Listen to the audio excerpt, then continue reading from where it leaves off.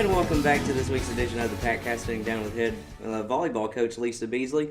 Coach, not the way that we wanted the season to end, obviously, with the loss to Greenwood in the state tournament, but still a good job by the Lady Patriots. I thought they got better as the game went on. I thought they responded very well to Greenwood. What was your thoughts?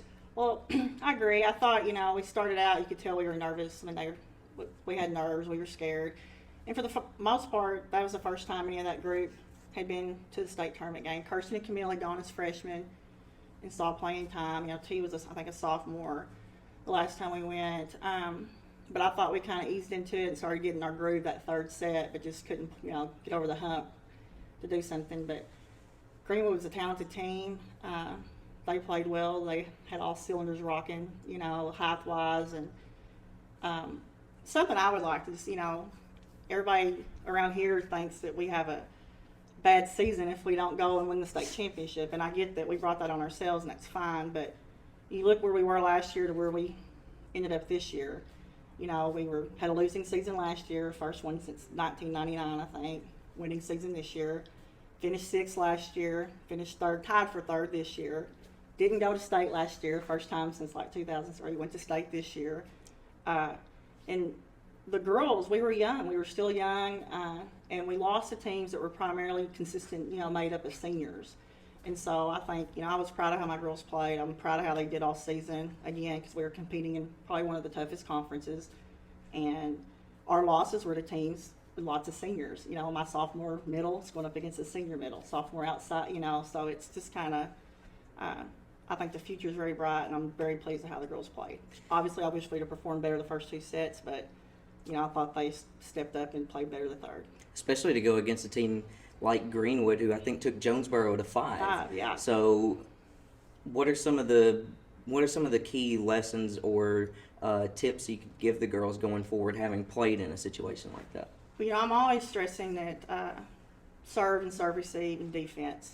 That's what wins ball. I know everybody wants to get up and hit it and slam it down people's throats, but if you can't, your serve receive pretty much dictates if you're going to get to run any kind of offense. And it really doesn't matter what kind of hitters you have if you can't, run our offense. And we struggled in serve receive against Greenwood those first two sets. We were running everything behind the 10-foot line, and that's hard to do, especially against a good team. And the land of trees, 6'6", 6'4", 6'2", they definitely could block. And so anytime you're running your offense behind the 10-foot line, it's going to make you struggle. And so our serve receive, had been pretty spot on all season. But the games that we did struggle or did lose, we struggled in our, serve receive.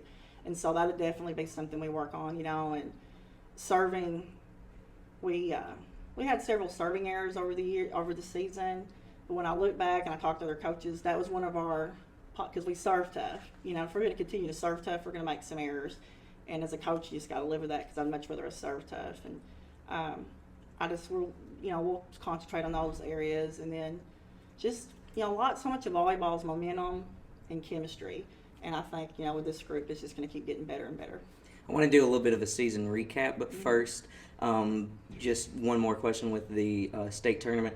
A team where coming into the game, 3 players with any kind of experience. Now, one starter's leaving, and the rest of them now have that kind of experience. I'll be the first to admit I was wrong with this. I thought the girls were a little bit ahead of the schedule making it to the tournament, especially in as tough a division as we play in with Jonesboro, Mountain Home, Paragould. I thought the girls seemed a little bit ahead of schedule. So moving forward to the future other state tournaments, how big is that experience? Oh, huge. Anytime you get that first game, obviously we wish we could have stayed longer, but, the longer you're there, the more at ease you get. And I think that just getting that first game, it's got several, positive notes to it, because one, they've got that first match, they've been there, they've seen it. So hopefully, being on that stage again, they'll be a little bit more confident, because, this group, especially that sophomore group, they've been pretty steady Eddie. They don't get a lot of stuff it doesn't bother them. They're just there to play volleyball. They're going to get it done, do what they're supposed to. And they were rocked a little bit, but you saw them, they adjusted and were getting into it. And then another thing as well is that I've found that the years we've gone and we've not made it to the championship game has been a very motivation booster because they don't like to go and get beat. They want, once they've been there and they see it and they want to keep going.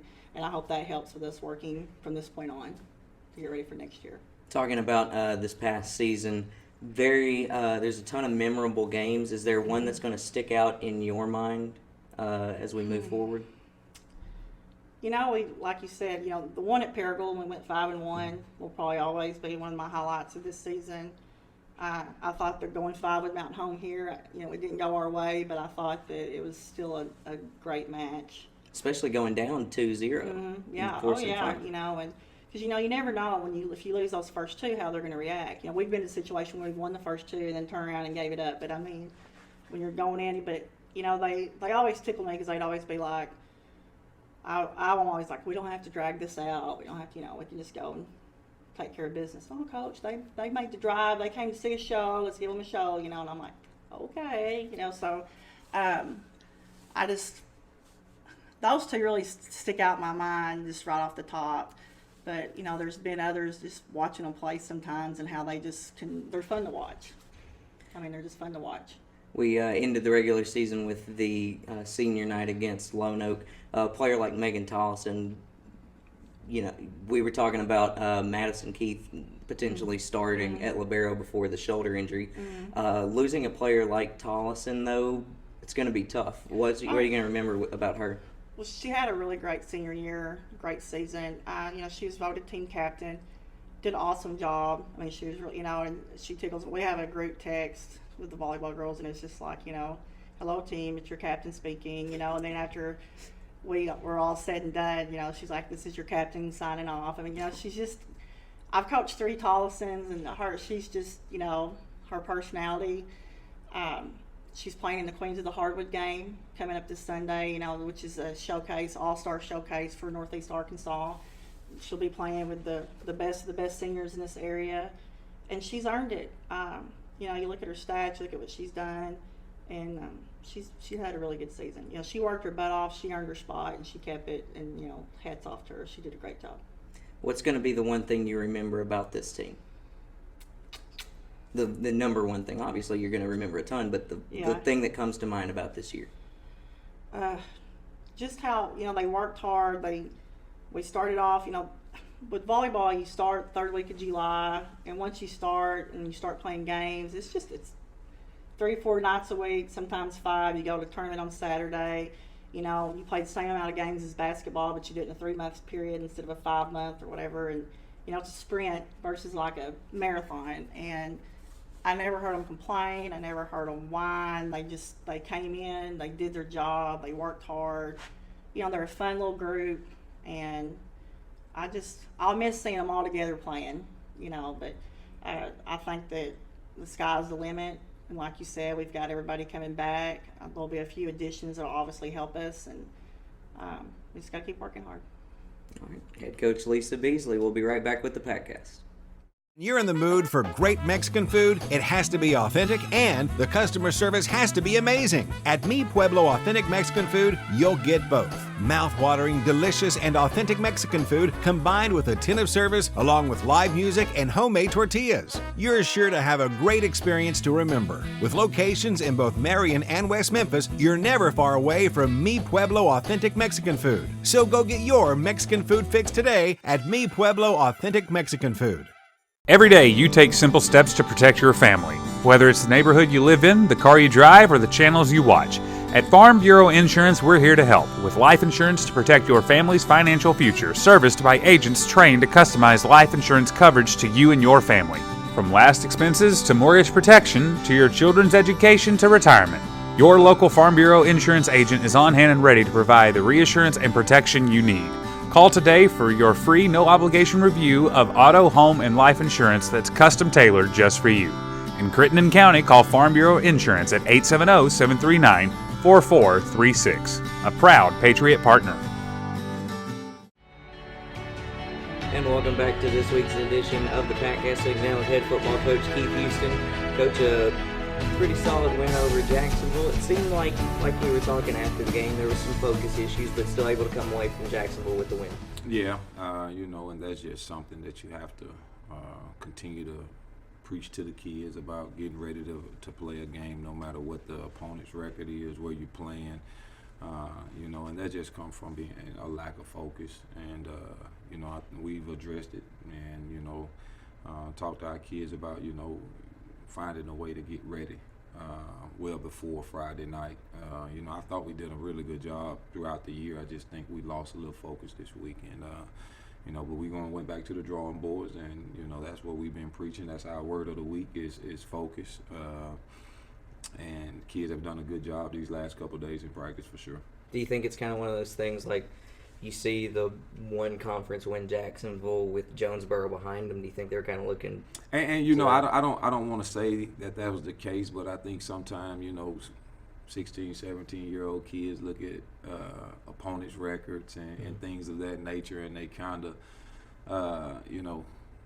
get fixated that team is not as good, and we try to stay far away from that. We tell kids don't look at records because you can get beat any week if you don't prepare well enough, and if you don't do what you're supposed to do, if you don't execute on Friday night. So we just been drilling our kids about we don't care what the record is, we don't care where we're going, we don't care who it is. We have to prepare the same.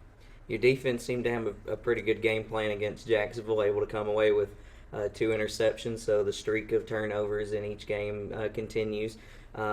Did a pretty good job stopping the run, but even still, the Jacksonville running back he kept fighting for those yards. What did you think of your defense and then the Jacksonville running back who just made plays happen? Yeah, I thought they did a really good job all night, and they went out and time after time made plays and got off the field.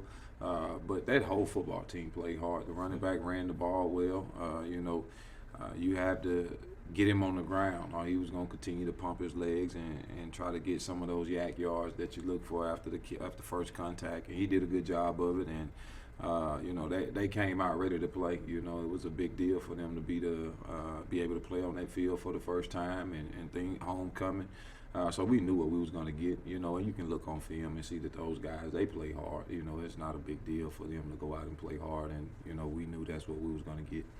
With injuries all throughout this season, and then during practice we heard about Cale with his ankle. He still ended up playing on Friday. What did you want to see from Cale specifically with that ankle? Exactly what he done. Mm-hmm. We knew it wasn't anything major early on in practice, and we could have actually set him. But he said it felt really, really good, and that's what we were looking for him to be 100%, and he was 100% and was able to go out and do some good things, and get himself ready to go this week for sure. 2 players that kind of stood out in my mind, Slade Webb and Antonio Grays in this game. Slade, it seemed like any time the ball was near him, he caught it, and Antonio going both ways, I think, according to the huddle sheet, led the team in tackles and still goes out and has a really good game in the backfield. What did you think of their performances? Again, man, anytime we talk about Slade Webb, it's exactly what you said. When the ball is in his hands or anywhere around him, he knows what to do with it. And, he's one of those kids that just, we talk about big-time players making big plays in big games, and he's going to do that. When he get an opportunity, he's taking advantage of it. And the same thing with Antonio Graves. Every time we've called his number this year to get on the offensive side of the ball, he's produced. We've called Slade number a few times to be on the defensive side of the ball. He's produced. And that's what we communicate with those kids is we don't bring you on this side of the ball just to bring another guy over here. We bring you over here to give us an extra boost, or put us in a position to score if you're going to the offensive side of the ball, or creating a turnover when you go to the defensive side of the ball. And those kids have done a really good job of taking advantage of their opportunities when they get on the other side of the ball, and we glad we got them on our team for sure. Thursday night at home, senior night for the Patriots against the Golden Hurricane in Jonesboro. Very athletic team.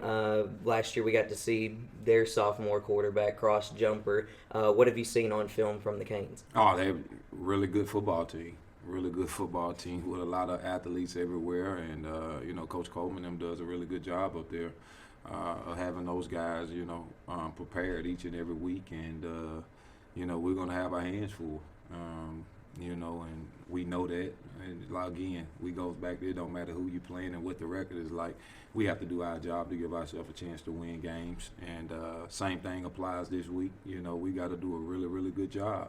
And you know, if we execute the way we execute and eliminate the mistakes, you know, I feel like we give ourselves a chance to win the ball game.